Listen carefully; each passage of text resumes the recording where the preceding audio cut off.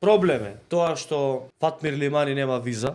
Бидејќи викаш, како не е проблем ова со клиникава што изгореа луѓе? Тоа е огромен проблем. Зошто не го решиш бе Христијан тој проблем? Зошто не отвориш таа истрага? Зошто не притискаш таа истрага да се заврши, да се отвори, да се заврши, да се најдат кривците? Зошто на тој шефот Владимир Милошевски, тој обвинител, кој што ми беше мене обвинител, не му кажете отвори ја истрагава за болницава? Еве имаш силна поддршка од нас, медиумска поддршка. Ама во таа истрага да бидат вклучени сите, ама и Кочан Ѓушев да биде под истрага. Бидејќи Кочан Ѓушев како вице-премиер си ја местил на бавката. И таа што му ја наместила на бавката, сега е вработена кај него. Отвори ја таа истрага, еве ја збориш како проблем. Само пиарџиски ја збориш како проблем таа истрага и тој случај. Да го отвориш одма. Ти го заташкуваш.